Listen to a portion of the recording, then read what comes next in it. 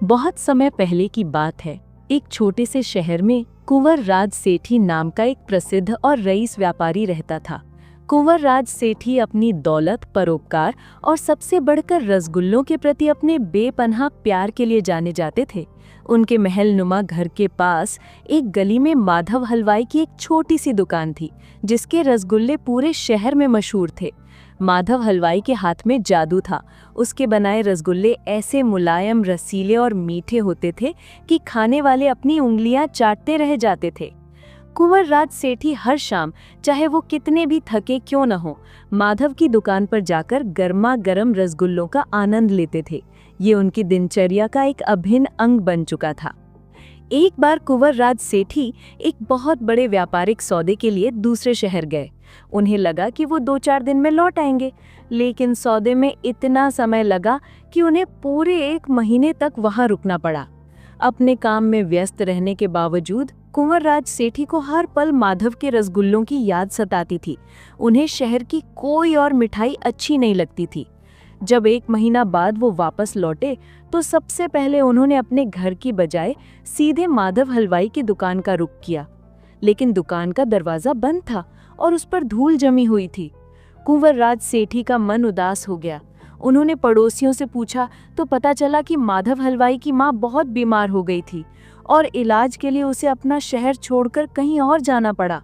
दुकान को बंद हुए लगभग 1 महीना हो चुका था।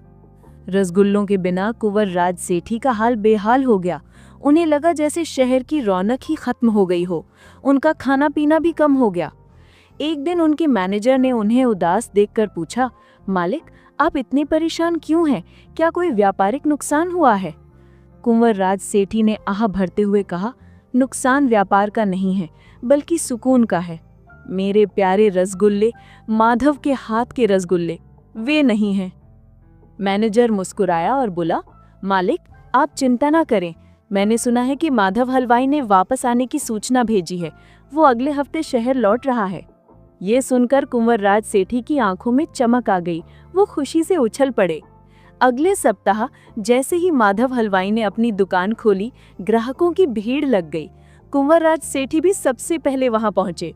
उन्होंने माधव को गले लगाया और कहा, माधव, तुम नहीं जानते कि तुम्हारे बिना मेरा क्या हाल हो गया था।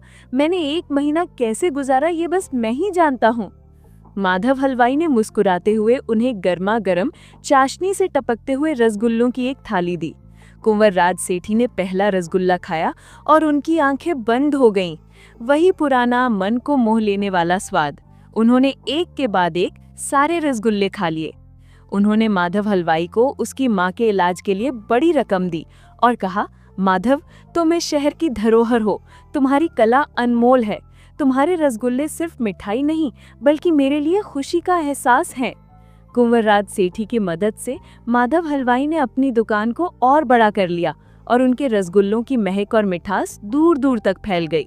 कुंवर राज सेठी ने उस दिन ये सीखा कि जीवन में सबसे बड़ा सुख पैसे में नहीं, बल्कि उन छोटी छोटी चीजों में होता है जिनसे हमारा दिल जुड़ा होता है, जैसे माधव हलवाई के गर्मा गर्म रसीले रसगुल्ले।